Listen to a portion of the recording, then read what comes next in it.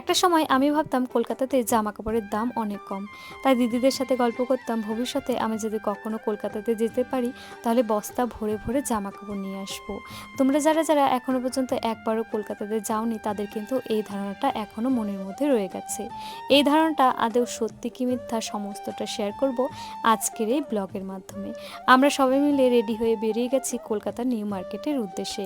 New মার্কেটে গিয়ে কি কি শপিং করলাম, দাম কত নিল, সমস্তটা শেয়ার করব এই ভিডিওর মধ্যে। নিউ মার্কেটে যাওয়া মাত্রই এই জুতোগুলো আমার চোখে পড়ে। এত সুন্দর কিউট কিউট এত ছোট ছোট জুতোগুলোর দাম ছিল মাত্র 50 টাকা করে। এরপর আমরা চলে আসি একটা টপের দোকানে। এই যে এখানে হোয়াইট আর রেড কালার টপটা দেখতে পাচ্ছ, এই টপটা কিন্তু আমার কাছে বেশ ভালো লেগেছিল। তবে এখানের যে টপের দামগুলো ছিল আমাদের শিলিগুড়িতে কিন্তু সেম একই প্রাইস ছিল। তাই এখান থেকে আমি কোনো টপই নিলাম না। যে একই দাম থেকে এত দূর থেকে নিয়ে যাওয়ার কোনো মানেই হয় না। আর পিয়ার বর ওইদিকে ওরা দুজন ওর ভাগনা ভাগ্নিদের জন্য জুতো দেখছিল। আর আমি বাড়ি থেকে কিন্তু সেইভাবে কোনো কিছু ভেবেই আসিনি যে মার্কেট থেকে কী নেব। শুধুমাত্র একটা কথাই বলে এসেছিলাম যে আমার এক জোড়া জুতোর প্রয়োজন।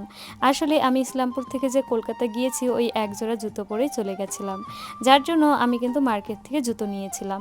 কি জুতো নিয়েছি পুরো ব্লগটা তোমরা দেখলেই বুঝতে পারবে। এরপর আমরা একটু শপিং মলে ঢুকেছিলাম। শপিং মলে কিছুই কিনিনি, হাওয়া খেতে গিয়েছিলাম। তারপরে চলে আসি আমরা একটা মোবাইলের দোকানে। এখান থেকে আমার বর একটা মোবাইলের কভার নিতে চাইলো, তবে কভারগুলোর দাম অনেক বেশি থাকার কারণে এখান থেকে আর কভার নেওয়া হলো না। এই যে ব্ল্যাক কালার জুতোটা আমি ট্রাই করে দেখছিলাম, এখানে এত সুন্দর সুন্দর জুতোর কালেকশন, মানে কোনটা ছেড়ে কোনটা নেব, মানে সমস্ত জুতোগুলোই আমার পছন্দ হয়ে যাচ্ছিল। এই ব্ল্যাক জুতোটা আমার পরে আর নেওয়া হয়নি, তবে এই পামশু জুতোটা আমি কিন্তু নিয়েছিলাম। আমি 2 জোড়া জুতো নিয়েছিলাম আর 2 জোড়া জুতোর দাম নিয়েছিল 350 টাকা। আর এই যে জুতোগুলো দেখে আমার মাথা পুরো ঘুরে গেছে যে এত সুন্দর সুন্দর কালেকশন।